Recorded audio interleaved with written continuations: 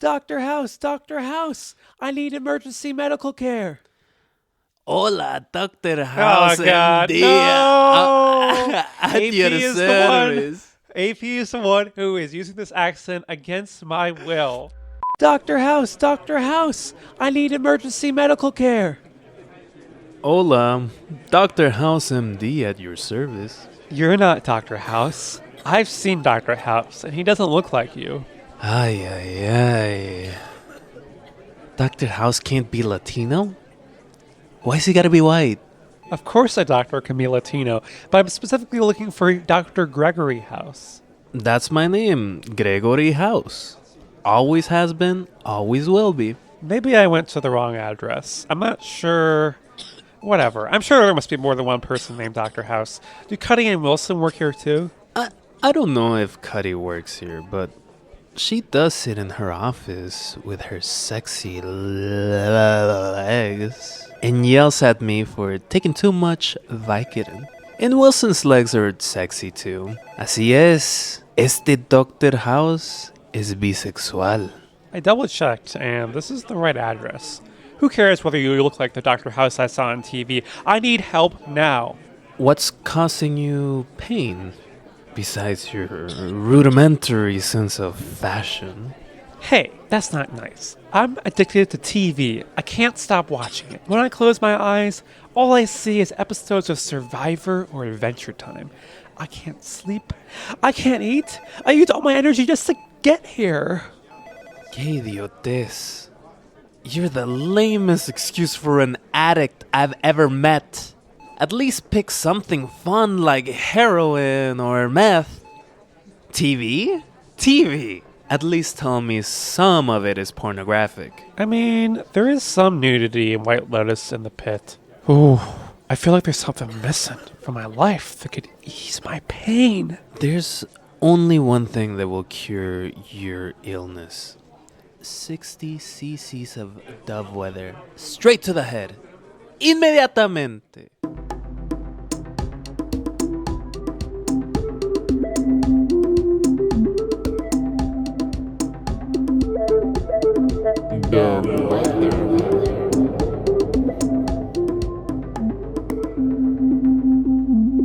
I am cycling around Chicago a lot, and it helps hide the dirt that I'm bringing into your home. Oh, okay. Excuse me, tu domicilio, and I am Doctor Domicilio. Yeah, we're sticking with that, Dr. Domicilio. That's a word I haven't gotten to yet on Duolingo, so that'll be why I butcher it. Sometimes I'm Doctor Domicilio, sometimes I'm Dr. Casa. and sometimes I'm Doctor Subicilio. Amazing. Well, speaking of house, speaking of TV, we're here today to talk about Dr. House. This is a show that aired in the 2000s. In fact, it started in 2004 and it ended in 2012. And, you know, we're taking something out of our toolbox. We're doing a little bit of a comparative analysis between House and another medical show that's airing right now, The Pitt. And I'm excited because we are going to compare, you know, an aughts show that really put like a jerky white man at the center and compare it to a show that also puts a white man at the center, but does it a little bit differently. Way less sexual innuendos. Yeah. Way less. Yeah, Dr. House, as we'll talk about, like half the dialogue that's not about medical shit is just Dr. House sexually harassing women. So yeah, there's a lot to kind of get into in comparing these about capitalism, about race, about gender, about wokeness, about regressive politics of the 2020s. Your typical Dovewhether fare, and I am your number one Dove, AP. Number one. Ba-na-na, and I'm Marcy. The letter A, Dove. Yeah, one and A. I like it. So why did you want to talk about Dr. Domicilio? So one reason is this is a show that we've both gotten into. I got into it when it was airing. I started like around when season 3 or 4 was airing. And I know that you have some history with this show too. And yeah, I think it's like a really interesting case of what did you originally get out of the show? What did I get out of the show? What do we get out of the show now? And how does that compare to like a modern medical show, especially considering that like House was a critically acclaimed show, but it also had like rough edges. But both of us found reasons to watch it. Neither of us are white men. So what originally got you into House? Actually revisited the show in its entirety about 2 years ago when I was doing a lot of fabric work. I was making pants, and I just wanted to watch something while I was doing the boring stuff of making pants. I got reminded that yeah, 20 years have passed. 20 fucking years have passed since this show aired, and all the sensibilities come with it. Really sat with me in a way where I was just like, oh, America. Uh-huh. You know, you used to be something a little bit more than just school shootings and weird people in power. Yeah. Just a little bit more. Just a little bit. So House, I think, was maybe the first like adult network drama that I watched, and it was a show that I wasn't allowed to watch at the time. I wasn't supposed to watch any quote unquote adult TV. So I had You were only supposed to be in the 18 plus Neopet forums. I had to sneak down after my parents went to sleep and watch House, Scrubs, Malcolm in the Middle. So You're salacious. Ooh. yeah, but my sister. Some people sneak their parents' whiskey. You sneak Dr. House. Yeah, so my sister was also into both House and Scrubs. So it's a show that I sometimes watched with her, especially when the parents stopped caring whether I watched it. So I also watched Scrubs back in the day, but I have no love for that show. I do still have some love for the show. I know there are really good reasons to hate on Zach Braff, but yeah, I still have affection for it. I still like Bill Lawrence in general. Shrinking, I enjoy it. That's the who's the main guy in that? Yeah, that'd be Jason Segel, right? Yeah, Segel. Yeah, I've seen a lot of people like that. That's about like therapy, right? Yeah, it's about therapy. Yeah, I'll pass. Yeah. I'll pass. I mean, as a fan If of it was about people becoming smaller, yeah, me. yeah, Call me. that's what like a lot of TV critics joked about when it first came out. okay. Well, you know what? Fuck those TV critics. I'm not a TV critic. I didn't say that necessarily as like, oh, that's not an original thought. I just said like, yes. Yeah. Not like your original thought of having me put on a racist Mexican accent. Yeah. Yeah, I watched all 3 seasons of the original run of In Treatment, so I am definitely down for a therapist show. That's just a show where it's literally every episode is the therapist talking to a different patient, and they do Monday, Tuesday, Wednesday, Thursday, Friday, and so you get like 5 episodes per week. Each one is with a different patient. Although Friday, it's a little bit different because he sees his therapist in that one. Riveting. Yeah, I loved it. It was like a very niche show that like got very few viewers, but like the viewers who are into that shit are into that shit. I know that Lisa Kudrow had a show like that, and I love Comeback. Lisa Kudrow. It was actually a web series. It wasn't a TV Okay. show, which I watched a little I bit know of what it. you're talking about. Yeah. And I just Web therapy or something like that. I was just I don't know. Yeah, I tried to Give get me into some web body therapy. stuff. I couldn't get into that. I think a part of it is my bias against web series. I'm like, yeah, I'll watch an HBO show, but a web series, I don't know about this. There was a House MD web series. You know Not surprised. that? Yeah, because you're not a house head like me. I mean, You're not a casa. I probably watched it Calabaza and I like just me. forgot about it. Like, what seasons did it air around? That I can't tell you. I only learned about it in like 2 years ago when I Okay. rewatched it. I watched not a dime of it. Like, a lot of shows at the time had like webisodes, but they were just usually so boring or like frivolous. Not frivolous, but like inessential. Essentially, they're what people would complain about with filler episodes if they actually aired. So. Yeah, it would always be like some like courtier character, like some guy who just you see the face of every once in a while. Yeah, I wasn't a big fan of web series anymore, but those are effectively gone now. It's either your shit's on streaming or your shit's just on YouTube. Yeah, I mean, unfortunately, the latest web series that was in the news was the one that Brian Jordan Alvarez made before high school teacher, English. English teacher. Marcy just got hit in the head. Yeah, but I don't want to talk about that in this episode. We're talking about House. We're talking about. We're also talking about the Pit. Pit. So what is your what? How did you dive into the Pit? So you actually started watching it before I did. That's right. I was avoiding it for a while. I'm a trendsetter. I like how Tastemaker. you say that, and then you're like, oh, but also the show isn't good. So Whoa! Marcy does this all the time, and like she always just hears my like commentary and like immediately goes to the bitter end. You literally said the show is definitely not great. Or first you were like, the show might not be good, and it's definitely not great. You're half remembering No! some things I said.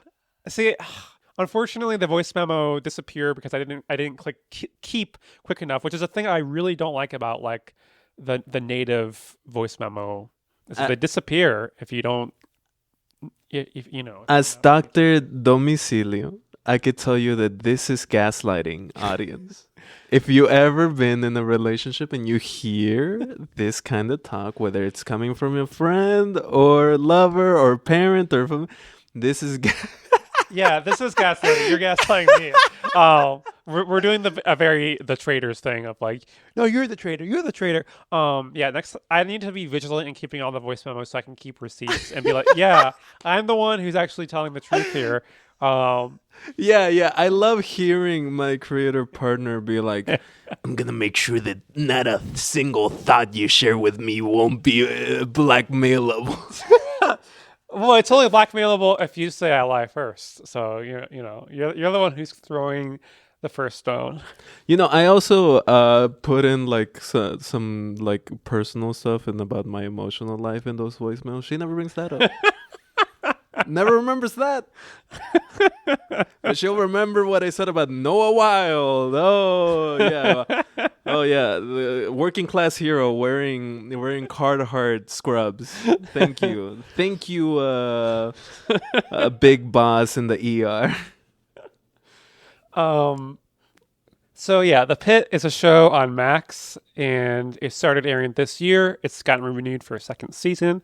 It is currently critically acclaimed, and it, like AP referred to, it has Noah Weil and is created by one of the creators of ER. So, some ER DNA, and of course, Michael Crichton's estate sues them for that. But we're not going to focus too much about that because there's other publications who have written that story. We're more here to like compare House and The Pit. And you may say, why not compare ER to The Pit? Well, because like we're not ER heads. We're comparing our experiences with medical shows. Look, there's only one thing I like about George Clooney, and that is that thick set of hair. Yeah. That brother's got something. He's been touched by the gods. I've enjoyed some of his performances, but yeah, I tried to get into ER. I fell asleep in the second episode. I was like, you know what? Maybe this isn't for me. My history with The Pit is that I was in the middle of, I really only watch one show at a time. Not because, I could watch two shows at a time, my brain is built for that. But I would say that I generally like to just focus on one show. And I like to have that as like a marker in my week. And The Pit just happened to be that. And I do like it. I like this show. My belief isn't whether it's great or not. I do generally see both of these shows as incredibly entertaining. Television that is worth watching. Worth talking about, too. I just know that The Pit is something that I don't really make any... I bring up Dr. House way more than I do Dr. Robin. And I think that's telling in some way. Well, I mean, the Pitt's only aired one season, the House has aired 8 seasons, and you've lived with House for much longer, so... Okay, well, there's maybe some recency bias that could be added to the Pitt. Okay, maybe my thoughts are worthwhile. my I'm doctorate, just saying that my you have less reasons to talk is about in psychology. him. I like we're picking fights where no fights need to be. Kind of reminds me of me and my queer people on mic fight. Never heard that. Yeah, it kind of reminds me of me and my sister a little bit. Yeah, the Pit, I'm definitely enjoying it, and I'm excited to see where it goes. I think season 2 is going to be the main point where I'm like, this is when we know whether or not it can be a great show, because it's a show that is designed to run for 6 to 10 seasons, and all of the first season takes place in one day. That's like the conceit. It's like 24. Every episode is an hour in real life, in like real time. Which I never watched 24. Neither did I. So basically, the question is, for season 2, does that take place the next day? Does it take place a month later? A year later? We don't know. And I feel like that decision is going to be crucial. I don't know what the right decision is. I'm not here to tell the creators what the right decision is, but I think like there are pitfalls that they could fall into with a season 2, and I want to see season 2 before I can fully commit to the show. But for what it is right now, it, like you said, it is very entertaining, and yeah, I am enjoying it. Yeah, I honestly have no clue what season 2 is gonna look like, but I'll watch it. Mm-hmm. Or maybe I'll just give up on the show randomly. Like the winds will change, and my mind is just gonna say, no, I'm done with Pittsburgh. Yeah. Give me something new. Give me something like Wichita, Kansas. Uh-huh. I mean, it is kind of what you did with What We Do in the Shadows. After season 2, you're like, I don't need any more of that. True. Staten Island, see you. Uh-huh. One of the we are talking about both of these shows, but we're not going to talk about the Pit in its... we're going to talk about the Pit in maybe in its entirety. We're going to bring things up here and there. What we are going to do is focus on 2 episodes of Dr. House. That's right. We're focusing... Dr. House MD. Dr. Casa. Yeah, so we're focusing on 2 episodes, one of which is from season 1, the acclaimed episode 3 Stories, and then an episode from season 5, The Softer Side. And The Softer Side, the reason why we're talking about that one is because it has a story about an intersex character, and we want to talk about how the show handled that and how that kind of compares to how the Pit handles, say, a trans storyline. But first, we're starting off with 3 stories.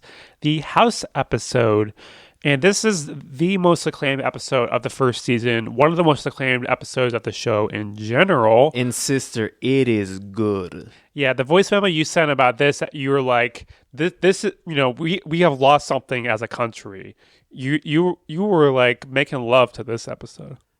You know what? The first time she's been honest about the voicemail. Yeah. So 3 stories is...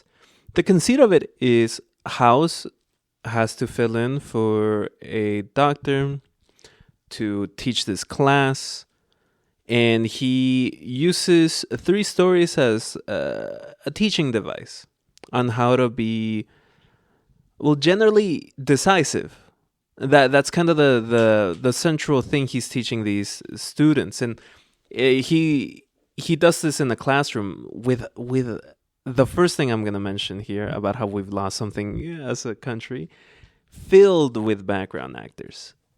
I counted them, and the best count that I can make is about 70. Just 70 background actors. You are horny for background actors. Well, it just shows how in 20 years ago, there was enough budget and enough staff to be able to find 70 actors, dress them, instruct them on how to act, and be able to keep track of everything they need to do. Yeah, I also think COVID affected this a lot, where they really started not spending as much on background actors because it's just easier to like have fewer people to try to not get COVID. There was like a while where they were like CGIing people in the background, and that just looks terrible. But yeah, it also makes me think about, after the writers, actors, directors strike, it's been a lot harder for people to find work in the industry. And, I think like the Hollywood executives, they try to cut as many corners as they can. And like you said, I think that this is an example of we've lost some art because we don't have as many background actors as we did before. And this was 2 writer strikes ago. Like this episode aired 2 whole writer strikes ago.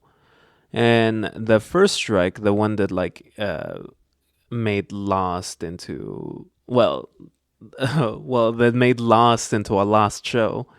Hey, whoa. Okay, listen. We are not old enough to have these fights. we weren't even the target audience during these shows airing. I mean, I was a senior in high school when season 6 of Lost aired. Season 6? Yeah, the final season. And I caught up on season 1 through 5 before that. And so, yeah, Lost is like a very important show to me. And it's still one of my favorite shows. The final season, disappointing, yes. Finale is actually good. There are multiple, let's just say, creatives that I do not like or see the glow in them that other people do. And J.J. Abrams is one of them. J.J. Abrams has nothing to do with the show. I know it's Lindelof, and I know it's another guy. I like Lindelof. I love that man. I will kiss him every day of the fucking week. The Leftovers is my jam. Watchmen also my jam. Listen, but we're here to talk about. We can't get too deep into Lindelof because there's so much to say. But yeah, back to reality. So yeah, we have 3 stories here. And wait, can I just say one thing? Yeah. Right before I just want to end my note here about what happened. Is that labor is the first thing that the rise of streaming, and due to all of these power sharing agreements that unions were aiming for, negotiating for, that was the first thing to be cut. And I am just excited to see so many background actors. And that just doesn't happen anymore. It doesn't even happen in movies like that anymore. But going back to 3 stories, it takes place in this classroom because Dr. House is teaching these students about how to be decisive. And he does this by telling 3 different stories about legs. Yes. It's the kind of thing where each patient has an issue with their leg, and then the students have to figure out like what is wrong with each patient. And it kind of mirrors because you're seeing flashbacks to how the doctors dealt with these patients at the time. The students in the flashbacks are there, and they replace the doctors. So it's a really fun conceit where you're not just seeing flashbacks that just show exactly what happened. Even with the patients, you have different characters replacing who the patients were based on House's story, based on the conception, it's very based complex. On the story. Yeah. So layered. Definitely. But, Dr. House, the thing about him is he's horny, almost as horny as you. He is going to have to start with Carmen Electra in his story because he wants to fuck Carmen Electra, obviously. One of the stories is about a person that comes into the hospital and has a strange leg pain that they found after golfing. And the other 2 are a volleyball player and a farmer that got bit by something. Carmen Electra is in this. As you know, Carmen Electra is a model, an actor, and she's hot. She's beautiful. Mm-hmm. Yeah, obviously. But you know what? Lesbian suddenly doesn't want to be horny on mic, huh? I'm going to play the clip from the show. And C, You've got Carmen Electra golfing. Whoa, you treated the Baywatch chick? The Baywatch thespian. Yeah, so basically, House needs to have a fantasy where he's telling this beautiful woman, take off your pants. And the thing about this show is that the sexual harassment is like Constant. Yeah, constant. And basically everyone on the show, because they view Dr. House as a genius doctor, they just basically all the shitty things that he does slide. This is like an example of that. There's also like casual racism and sexism, and in a later episode, a bunch of other isms. But yeah, you definitely get like character beats about House and about like the students and also the patients through this mechanism that I think there's a reason why this episode was the most acclaimed. It's just like the most impressive and is doing something on a higher level than the rest of the season. And all the stories are interweaving with each other. Mm-hmm. They all fit this philosophical like belief that House has, that the patients are not trustworthy. They should just be treated as sacks of meat, like a mechanical, biological machine that just needs you just need to know the right conditions to be able to treat those conditions. In all of these shows, like the volleyball player, for example, is just it's a girl, like a teen girl, and she's just effectively used as, don't trust your patient because they are gonna talk a whole lot of stuff that is unimportant, because what is important is just the actual biology. And the same thing is done with the farmer. The farmer's also described as just a liar. We later on learned that he was covering for his dog. He came in with this bite, but it was believed to be a snake bite, but it was actually because of his dog, and he didn't want that dog to be put down. Yeah, this ties into one of House's like catchphrases. Everybody lies, and he basically says it every episode because House he views like patients as being beneath him. He views them as like people who are like I feel like the first time I saw like teenagers are secretly having sex or secretly doing drugs was like on this show, because like it happens every other episode, and it's the type of thing where the patient is always hiding something, and only Dr. House is going to be able to figure it out, except for the few times when his staff figures it out. Right. And this is like known, right? Like House as a show is effectively a detective drama where the mystery is all within the human body. Mm-hmm. And of course all of the folks that are preventing that mystery to be unveiled. And I kind of get bored of like having this genius guy is a genius. Mm-hmm. I kind of get bored of that. Yeah. But the interesting thing about this episode is that House turns out to be one of the patients. And Carmen Electra is the standing for that. Mm-hmm. So I get tired of it. I get tired of this genius bullshit because I just don't think that like exists. I think all great advancements are always collaborative efforts. So, but one of the things that does exist, as you said, is the sexual harassment and all the isms that House throws around. Mm-hmm. And Carmen Electra is something interesting to me because she is the stand-in for House at the beginning of this. Yeah, because essentially he's trying to hide from the students that he is the patient because he doesn't want them to cloud their view. And as the episode goes on, the other main characters in the show up to watch the lecture, which felt very West Wing to me. But basically, eventually one of them's like, wait a minute, the patient's House, isn't he? And Yeah. The foreman just says, "You're right.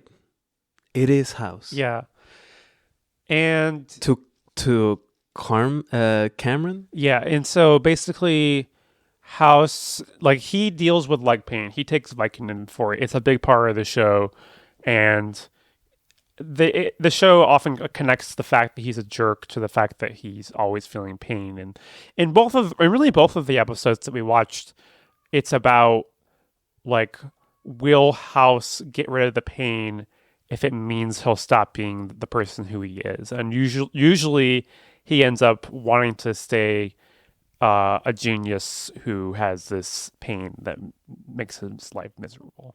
And it is an origin story.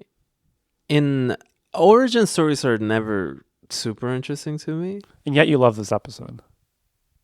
Well, mainly because it's a work of art. Uh-huh. Sorry, put the manacles on me, and go ahead and take me to wherever bad men go. I do like this episode, and I like it because it's such a complex interweaving story, and it does hit on things like not just the source of House's chronic pain.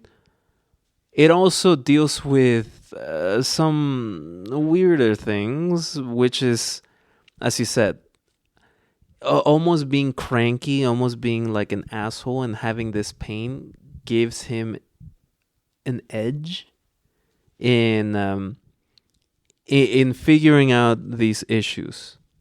And that's kind of what the second episode is all about. Before we get into episode 2, I want to start interweaving some stuff from the Pit. So the Pit, we have Noah Wiley as Dr. Michael Robbie Rabinovich. And so this is Robbie, yeah. And this is another case of a white There's a Robbie man in every scene, I'll tell you. at the center of the show. And I think it's helpful to think about that House, when it started, it had 6 main characters. One of them was people of color. And in season 5, 33% were people of color, although Cameron and Chase were not in the episode, so the percentage is higher for the episode. For the Pits, we have 10 main characters, and 40% of the main cast are POC. Although I will say there are a lot of characters who I think should be come series regulars in season 2, including Perla, Princess, and Mateo. So yeah, once again, we have a white man at the center of the show. It kind of feels like they're like, let's get these people who watch ER in through the door, and then they'll stay, and they're like, oh, okay, there's a bunch of people of color characters too, so I'm okay with that. That's the liberal response. The conservative response, however, well, I know what that is because I saw it. I saw it really recently, and I am simply going to have to share that with you. So do you have before we get into that, is there anything overall you want to say about the fact that you got this white guy at the center of the cast?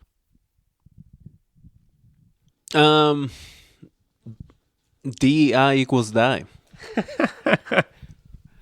Honestly, I don't really give a fuck who is the main actor in a show. I really do care that the show is good. Definitely. And with the production staff, the actors, everyone gets like treated well. I like Dr. Robbie. Uh-huh. I like it. I like his style. I like how he goes from being like a little mean. He's never like an asshole, but a little mean, a little put upon, a little inspirational. He definitely hits the I could be your father. Yeah. I'm your daddy today. Yeah, he's someone who he's going to make mistakes, but he's still good-natured, so we keep rooting for him. And I think that characterization is great. I honestly love Dr. Robin's like characterization as like a generally good guy with his like own set of thoughts, but he works within the system and but ultimately helps prop up the system, even if he is antagonistic to it every once in a while. Yeah, and I think that's like something I definitely wanted to bring up is that I do feel like the Pitt deals more with capitalism directly than House did. Like Dr. House, he mostly just cares about whether he gets sued usually for sexual harassment. But for the Pitt, they don't have enough nurses, they don't have enough beds. And then Robbie is talking to the executive, and she's like, maybe if you get those ratings up, we'll get more money, and then if we get more money, then we'll get more beds and Which more is nurses. like bullshit, right? Yeah. It's like you invent some sort of arbitrary marker that denotes the qualification of budget expenditures just to say no, we are still not gonna fund you because we didn't reach them. When the truth is, everyone just needs healthcare. So, like, yeah, you want to build enough beds to be able to provide that, and teach enough people to be able to help those people. Yeah, and the show is very aware of the villainy of the executive, the villainy of the shareholders, the villainy of the system, the healthcare system. And so I do appreciate that there is some of that analysis in the show. And because, I think it's easy to be like, oh, Hollywood, a lot of the writers are like liberals who are going to stay within the boundaries that acceptable media can be. But then I think about like the writer's strike that we were talking earlier, the actors and directors strike, and how much solidarity was there, how much worker power was like emphasized. I really loved, like, back when I was on Twitter, just seeing all the writers and actors, directors a little bit less, they didn't do as much, but well, the Directors Guild was the first guild to crumble. Yeah, to strike a deal. Yeah. I wonder why. Yep, definitely. I feel like that has made me be like, you know what? Yeah, there's more solidarity, and there's been like some great labor storylines on shows like Superstore, and I'm curious to see how, like, Abbott Elementary just had like a strike storyline, although it was pretty short. So yeah, there's some good labor storylines on TV. It's almost like you can't escape it, just because things have regressed so much that if you don't apply some sense of reality that is happening to everyone, especially to the people in the creative industries who have a lot of unions, it almost feels fake. Like a lot of the times in House, they kind of cover some things from the headlines or that's happening here and there, but they do it in a little bit of in an exploitative way. In, hey, we're trying to get home by 6 type of way. Yeah, more in that, like, rip from the headlines, Law and Order type way. Usually not as explicit as that, but yeah. And in the Pit, it's inescapable that we all live through COVID, and that is part of the Pit. Yes, which is cool. I remember the first couple of years after 2020, a lot of artistic people were, how do you cover COVID in art? And I think the Pit is doing it well here. It just elevated the circumstances that everybody should know about higher.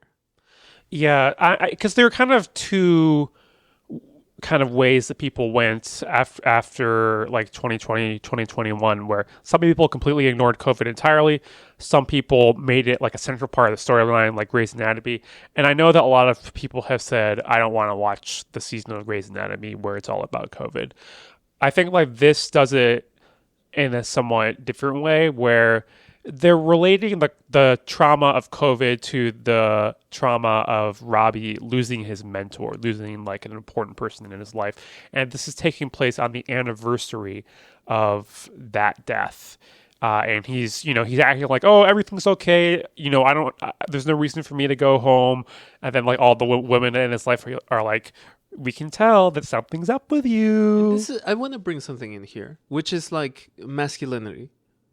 Our favorite topic. Representation in art and media is lacking for me. I want more. I want more for men and women and all people in between and without. I will say we live in a time of great regression, where you have literally the president of the United States taking the Tate brothers out of jail for their crimes in Romania and shipping them here to the United States for protection. Like, this is just what happened. I want those people to be brought to justice. I will say that because we do live in this regressive time, seeing generally a good man is kind of nice. Especially compared to like some of the other shows that are here right now, like White Lotus. It does remind me of what Vince Gilligan said recently, is that he's like, obviously I love my shows, Breaking Bad, Better Call Saul, but now I kind of wish I had made The X-Files, a TV show about a good person. And I think there are like, obviously like there's the Ted Lasso, speaking of Bill Lawrence. I like the first two seasons. Season 3 went off the rails. I didn't finish it. Episodes too long. 3 episodes, and I was like, I get it. Yeah. And I closed my laptop. So yeah, I think there is a way for the good man TV to be overbearing, and sometimes it's like, oh, what are you trying to like hide something? Like there's been some rumors about some of these actors who play quote unquote good men, and Justin Baldoni, I feel like it's definitely like a recent example where he tried to be the good man. He was like doing charity stuff, and then meanwhile, like he's a piece of shit. So yeah. From what I understand, like, yeah, Justin Baldoni is a bit of a piece of shit. Because I also think about other, like, I don't want to spend too much time talking about masculinity here, but I did want to bring that up to say that it is nice, but it's also. It just doesn't. It feels so weird to have to say, "Oh, there's a good man on screen. Let's celebrate that." But that's how far we've fallen. Like in real life, who knows how any of these people are? I don't know shit about any of these people. In representation, it's just not good enough. For me to be happy that there's just some representation of a good man in this acclaimed and will probably continue to be acclaimed show, it just really shows how fucking far we are down the drain. Yeah. Before we go all the way down the drain with this weirdo thoughts on the Pit, let's talk about some of the female characters, because there are some really fun female characters on this show. Like I said earlier, over half of the main cast is female. Let's start with my girl Mel King. She is a second-year resident, but she is new to the Pit, and it is her first day along with 3 others. And the thing about Mel is that she's neurodivergent, and she has experience with military veterans. And at first, she's talking about how her sister is autistic, and then the character's like, "Oh yeah, your sister's autistic." But this, I missed that. I did not see. Yeah, it was. It wasn't exactly like that, but yeah, Lane did say that to her. But yeah, she's played by Taylor Dearden, a.k.a. the daughter of none other than Bryan Cranston, speaking of Breaking Bad. And I really like Dearden's performance here. She's really winning. She's awkward, but like not like Zooey Deschanel awkward. She's like the realistic type of awkward. And at the same time, like seeing her persevere and seeing her like connect with people and using some different methods than the other doctors is a lot of fun. She brings a very soft-handedness to the ER, and I really like that. I like how all of these characters really provide a sense of care to their patients, unlike House. And of course, House is like also trying to get his crew to be as callous as he is, and sometimes they are. I do like that. In comparison, Robbie is about like, yeah, we're a team. You know, there's important to have a connection to your patients, but not too much, because another female character is Mohan, Dr. Mohan, Slow-Mo as Dr. Robin calls her. Dr. Mohan, who's played by Supriya Ganesh, she's a great actor, putting in this sense of the patient and caring for the patient leads to not just greater satisfaction, which is very important to the hospital. It also leads to real medical diagnoses. One of them being this influencer subplot that was going on. I really like her, and I really like her in this show. I think one reason I really like her is it's an example of femininity being used in a way that like is good medicine. And you know, Dr. Robbie is like, you're taking too long, we need to get these patients out of here, which should be a criticism of Capital, not of Mohan's like willingness to connect with people. But the good news is that the other women in the show back her up, and they're like, Robbie doesn't know what he's talking about. Like, you get the best patient reviews out of everyone, and taking that extra minute with them usually pays dividends. And it was really fun to watch in the latest episode 10 aired before we started recording this.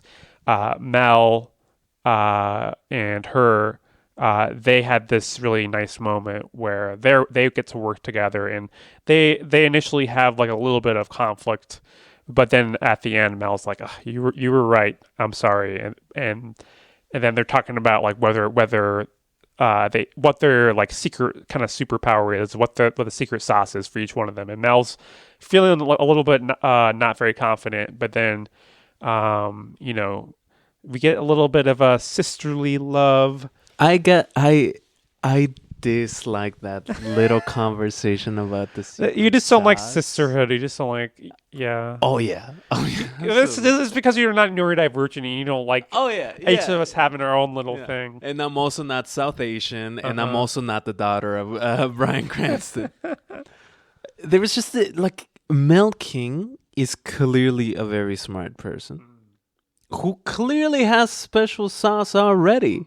We've seen it in the show. Yeah. So that conversation felt a little infantilizing. It removed Mel King's ability to analyze something that she already knows, because she has spoken about how she has a neurodivergent sister and she's good with that.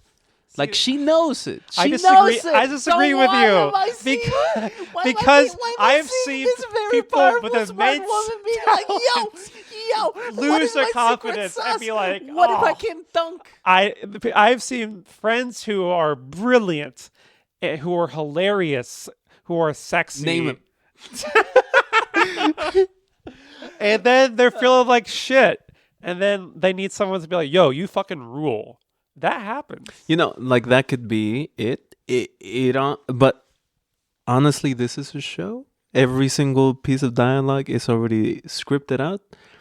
So when I see something like that, it makes me... It sets me aside for a little bit. I don't think it was this sense of, like, she is self-conscious or, like, doesn't have the courage or the confidence to be able to analyze herself in the proper way. Because I already know she did that. And I already know she lacks some sense of confidence. But look. But that's all I had to say. Yeah, we'll have to I'll put this fork down. on this conversation. I know that in the next voicemail that you send me, you'll be like, "Oh, and I know that you hate Mel King because she advocates for a white supremacist state to be developed in the continental United States," and I think that's like, Okay, well, we gotta talk about your crush. Our favorite Dana Evans. You gotta think for her. Dana Evans is so fucking hot in this. Like it's wild. First of all, justice for Dana. Second of all, I like how she is a very capable character. Not only can she run the entire ER in the way that she needs to have this underfunded, understaffed section of the hospital function, she's also doing it while propping up emotionally and morally a whole bunch of people, which is just an indicator of leadership. Like she's dropping some leadership in here, the same way that Dr. Robin is. They're both like this dual system of we're here for each other and we're here for Pittsburgh. Something I would never say. And I like that. And I like how Dana is just it always seems like she knows exactly how to handle a situation. And I really like that. Yeah. And yeah, she's hot. You know, And yeah, so is Whitaker. yeah. Why are you pointing a gun at me right now? Yeah, Whitaker. We can dip our toe back into a male character again. Whitaker gets all kinds of fluids blasted on him. We get piss, we get blood, we get some things we don't even know what they are, and he has to constantly get new scrubs. And I guess that turns you on each time, huh? Yeah, if you go to the Lakeview Equinox and ask for the Whitaker, they'll treat you right. Wow. But maybe that's enough talking about men for a second. Okay, Santos. Santos is a very divisive character. Is Santos Latina? Like, I looked into this a little bit. Is she, in your perception, is she Latina? Yes.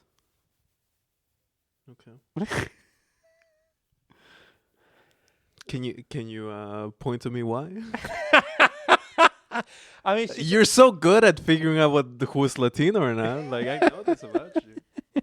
hey, that was the character I was playing. Yeah. That was because obviously I'm not addicted to TV, so that wasn't me. That was a character. Look, Santos is very divisive because she thinks she's like a hot shot. She's like, yeah, I use sarcasm to deflect, and she's like confident in herself and makes big pronouncements. She threatens a content warning about to say something related to sexual assault. Santos threatens prison rape on a potential sexual assaulter Which is fucked up. yeah. Like, no one should do this. And I didn't like seeing people online saying, fuck yeah, Santos. I hope that guy's heart explodes. Santos did something that I think a lot of people... Like, this is fundamentally a liberal show. The Pitt and House are both liberal shows. Yeah, this very much felt like a carceral, feminist moment. Yeah, it's like if someone... There's no such thing as like a justified reprisal assault. And Santos did something that I think a lot of people would like to do to an abuser, which is threaten them. Like to maybe send a clear message that we can fight back. This. Look, Santos, I like Santos because she is brash. I like characters like that. She's also a little bit of a dick, which is also nice because most everyone else is fairly kind and respectful to each other. Mateo being one of them. Oh yeah, we definitely gotta talk about Mateo. Do you think he's as handsome as Javati thinks? He's a good looking guy. Uh He's built. He's got great hair. I've said this before, and I'll say it again. I like a little more feminine, but yeah, he's a handsome guy. yeah, definitely. And and like is Javati's like storyline there feels a little it's cute. It's cute. It's cute, but Javati should maybe stick to her own fucking lane, okay? Because it's Mateo and McKay. I'm not a shipper. This is just clearly what the story is saying. Yeah. And you know what? I will defend both. I will defend Eminem in the from any sultry. It took me a second because I was like, wait, why are you talking about Eminem? But then I was like, okay, that's the shipper name. So I do want to bring in like some kind of like the interplay that happens in House. There's two female characters in House, and both of them have to play both the object of affection, the object of intellectual derision, the naysayer, and also literally the Madonna inversion. Like they both have to play it, which is like a that is noting the past. Like both Cameron and Cuddy aren't allowed to just be a more precise character. In the second episode, we'll talk about it. There is just moments where she's accused of sleeping with House, and I'm just like, what is this? Like, if that feels so archaic right now that I could not see a single one of these characters using, hey, did you sleep with this person to denote some sort of reward.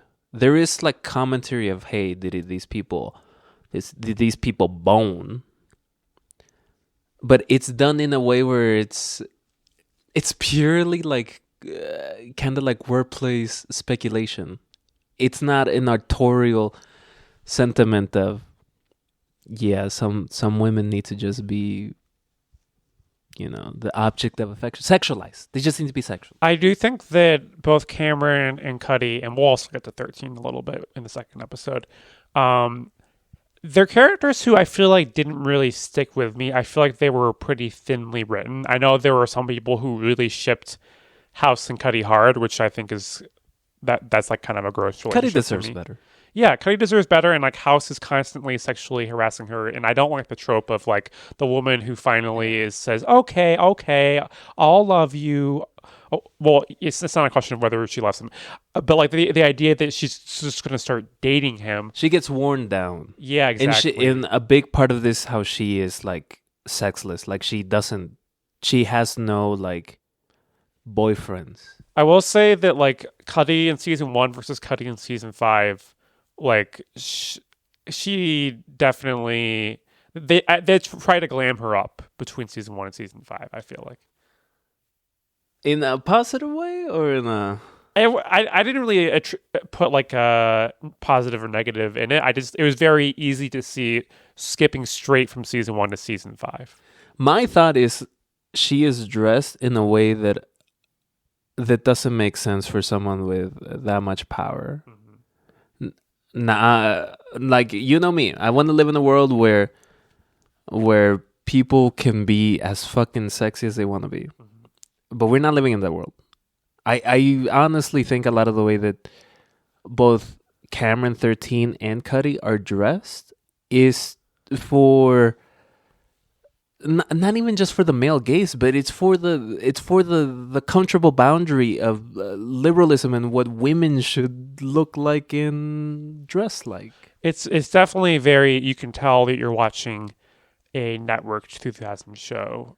Like there's multiple times where like Cuddy's wearing a dress that's above the knee, which is like such an old school way of thinking, right? That like women should wear, in a professional sense, wear dress below the knee, right? You've never? So I'll say this is an area where I actually don't know much about because I have not had to wear professional clothes since I started transitioning, and I feel like I didn't pay a ton of attention to fashion before that, so I wouldn't even be able to tell you like dress above or below the knee in professional settings. I don't really know anything about. So the general concept is, you want, like, professional women should wear dress below the knee, and not in the same, and that advice I say in scare quotes, it is not the same as don't wear shorts in the office. It's clearly a way of cajoling women into dressing for a beauty standard.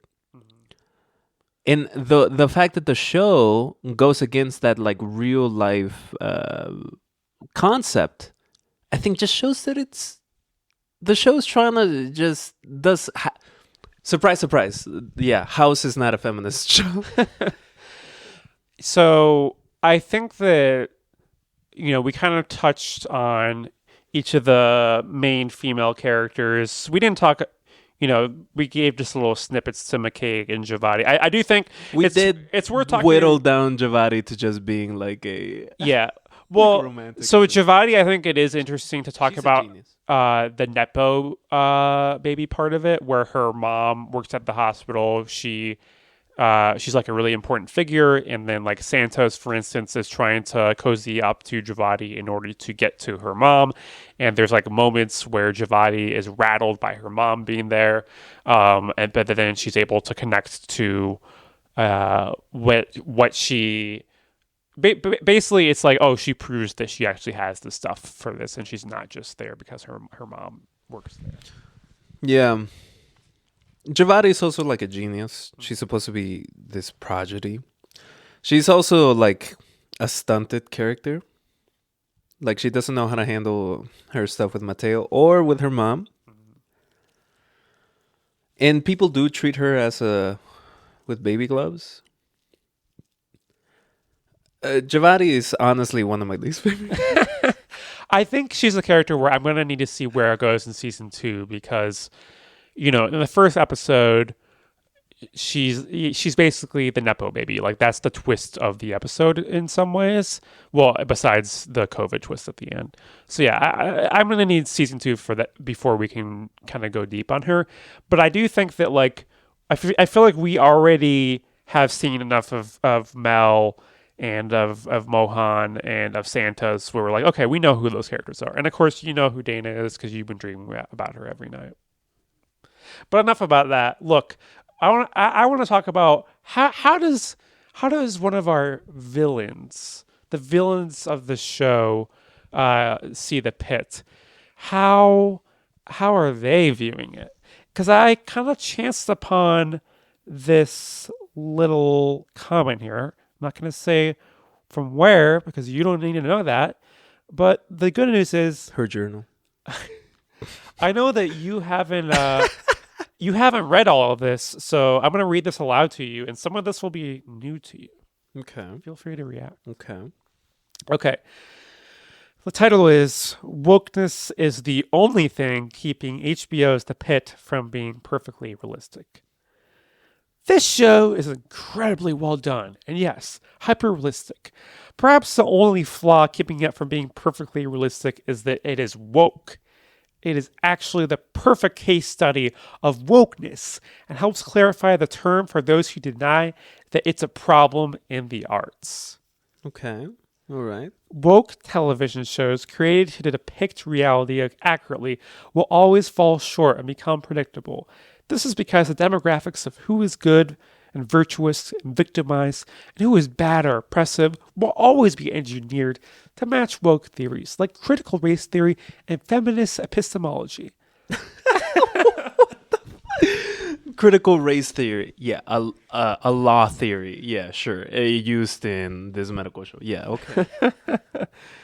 Therefore, they will be careful not to depict quote-unquote marginalized groups in any light that might confirm or support, quote, offensive views. And so the depiction ends up being demographically improbable and predictable. Huh? What? There's a reoccurring character who is a black older man who is just an alcoholic that's so well known that he has a relationship with Robbie. Uh-huh. Which is as far as I understand from my woke tower that I sit in, black men are very much oppressed and should not really be characterized as alcoholics because that is a trope against black men. Before I read this next line, I need to let you know that the way this person spells racist is RAYCIST, and they always spell it that way throughout the entire post. This is some Euro. wish. Look. English as a second language is difficult for a lot of people. Okay, and this sentence is in bold. Bad, white, racist, sexist, ignorant males who need to be checked by thoughtful, vigilant, wise, heroic women, POC, and above all, women POC. Wait, is this... He's saying that's a good thing. He's posting a W. If only. The Pitt can't help but resort to this formula every time.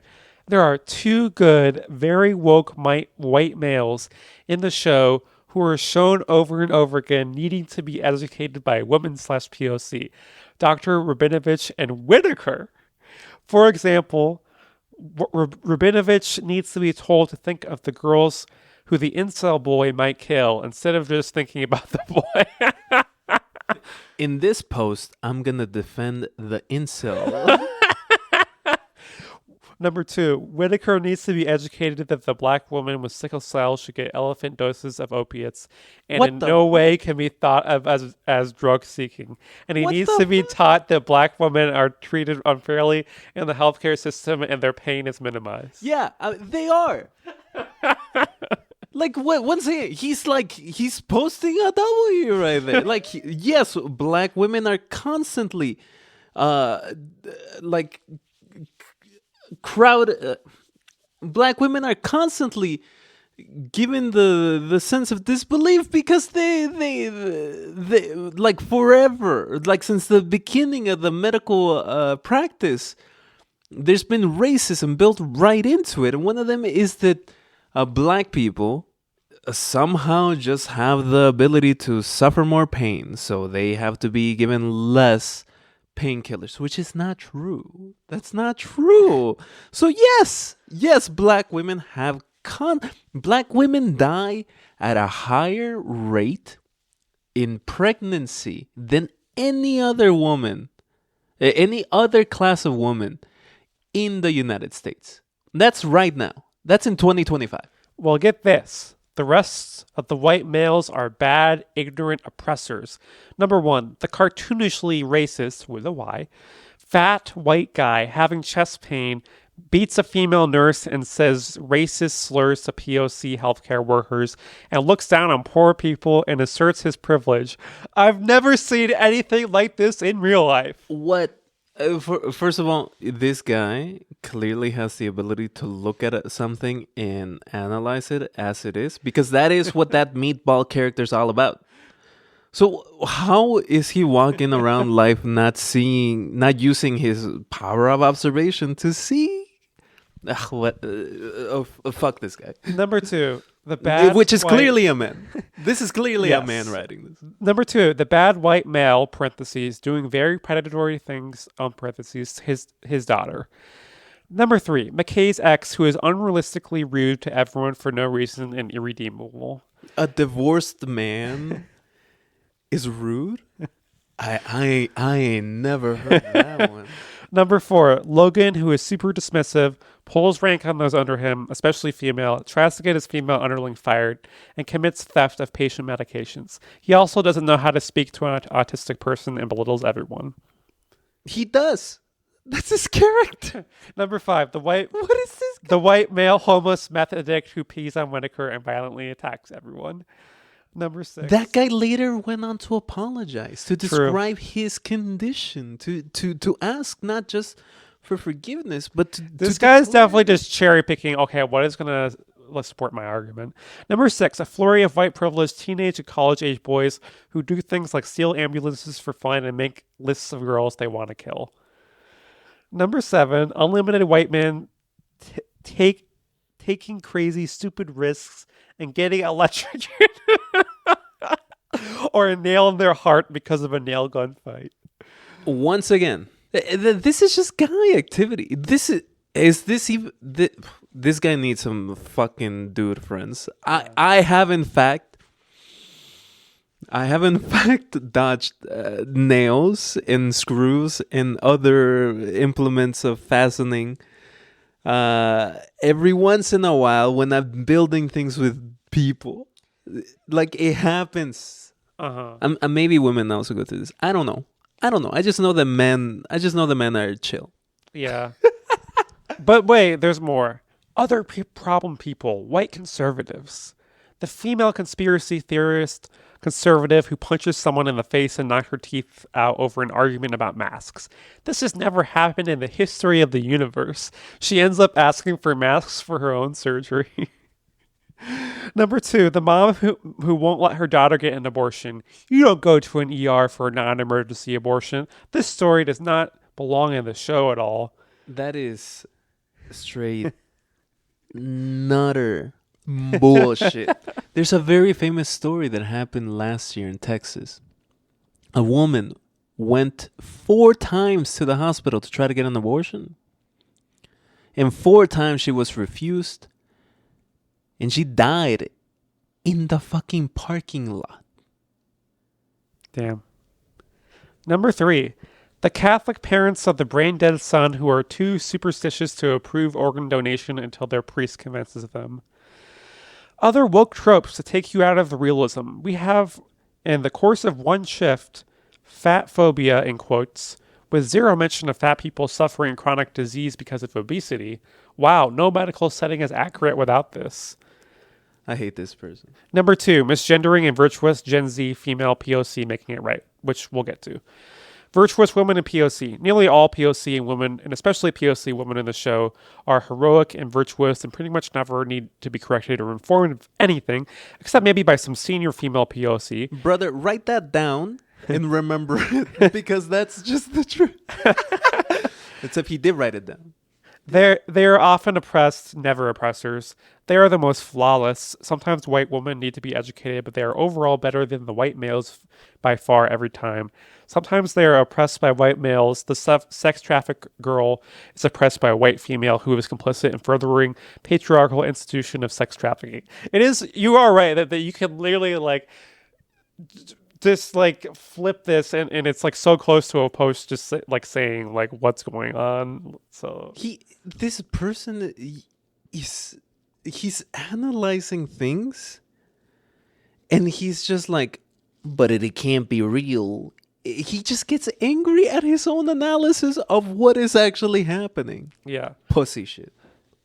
The only non-virtuous female POC is the hospital CEO.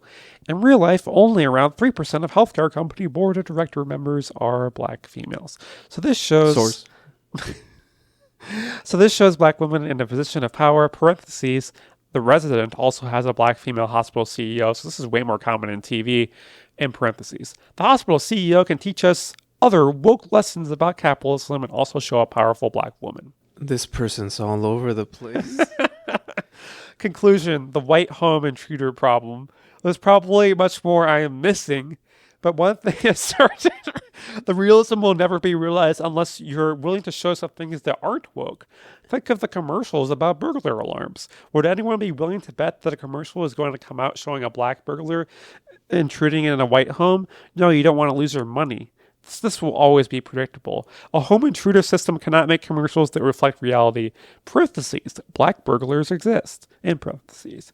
Same concept with this show. Could you imagine a black, rude Medicaid patient who hits a nurse, needs security called on them, and is subdued by heroic cops or security guards? Not going to happen on TV.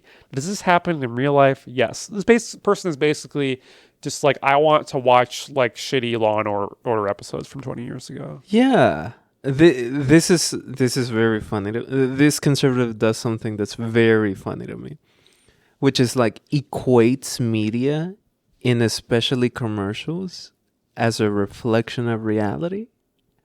You know, he threw some statistic out there that like 3% of a healthcare administrator are like black women or something. Whatever. I don't know. This person, yeah, go ahead. Let me say this. In the United States, about 15% of the population is black. Mm-hmm. In every institution where 15% of the populace isn't black, there needs to be a question of why. Why isn't at least 15% of hospital administrators black in the United States? If everything is equal, that would be the case. But if we do not live in an equal society, so 3% is an atrocious number, because it's clearly an indicator of the hurdles placed by others to prevent that 15% equality or reflection of the general populace. Yeah, and we're not saying having more black women CEOs is going to fix the structural problems, but we can still notice that. And there, of course, there are so many cases of inequality that don't even involve CEOs, like looking at the percentage of people who are incarcerated who are black. It becomes very clear that the racism that was within the United States for slavery, for Jim Crow, is still alive in America today. He would love House. Okay, we're close to the end of this, so let me just read the rest of this. My suggestion: keep some of the woke in if you must, but throw in some variants. Roll the dice on which race and sex is going to be a problem/incompetent. Parentheses, I was instantly, permanently banned from blah, blah, blah. Actually, yeah, let's just skip the last sentence because it's about subreddit. So this guy, this is just a dork that isn't willing to look at reality and is willing to be tricked by the images and the colors and sounds of TV. Honestly, anti-Dovewhether shit.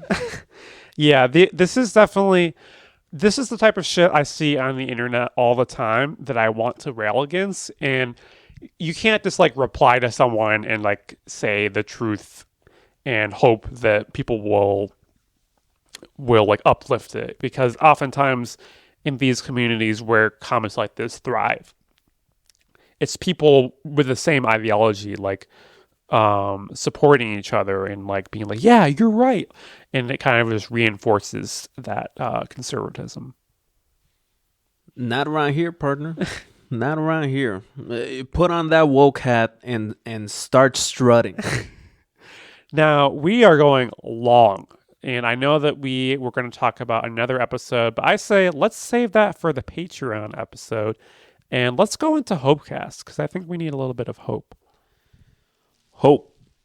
Okay. What are you hoping about? Well, I'll tell you what has been giving me hope, and it is the weather. You know, you started this episode talking about how cold it is, but it's still like I've started doing morning walks regularly again. I kind of fell off of it during the winter because I was discouraged by the cold, but especially with daylight saving time and the way that it works with my work schedule, I can now wake up every day, eat breakfast, take a walk to my favorite park, walk back, take a shower, all before my first work meeting of the day. And I think it's been making me more productive. I think it's been making me happier. And yeah, I think that now that we're through the worst of the winter, I'm ready for spring. And I think that things are looking up. Nice. There has been some beautiful days in Chicago in the last couple of weeks. There is also, it was 40 degrees out a couple of days, and I was like, this is just summer. It's just summertime now. So I'm with you on that. Hope for me is this.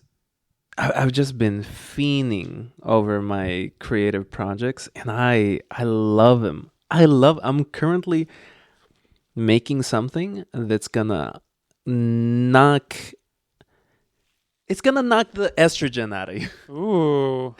You'll see it on Saturday. Oh, I'm looking forward to that. Marcy and I are going to a party on Saturday. Yeah, we are. And you'll see it, and I'm very excited to show it because I really. Is this gonna be something that everyone at the party is gonna see, or are you gonna like go to like a corner and be like, "Yo, look what I got"? I'll say this: you're gonna be jealous. Okay. I don't know how many people are gonna be there. I don't know how many people are gonna see this. But I can tell you, you, Marcy, are gonna be jealous. Okay, I'm excited for that.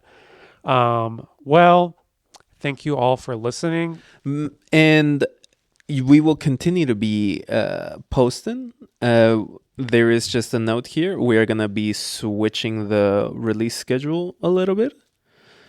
We're gonna be releasing episodes now on Mondays. So happy Monday! Hope your work day isn't shit. And we're also you're also seeing now the little bit of a facelift that we've done. So give us a like, comment, tell your girlfriend, tell your boyfriend, tell your mother that Dovewhether's still going strong. Tell them about the brand spanking new theme song. Oh, yeah, I really like the new theme song. Yeah. You can check us out on Instagram, on Bluesky. You've been doing some good posts on Bluesky. I feel like you're starting to really understand the language there. I post some stuff in there, and I'm just like, who is watching this? Who cares? Who cares about me eating a taco? Posting into the void. Yeah. And then I'm like. And then I look outside of the void, and I'm like, you know what? The void is preferable. Yeah. So yeah, you can check us out, give us 5 stars. We'll be back soon. Thanks for listening. Ciao.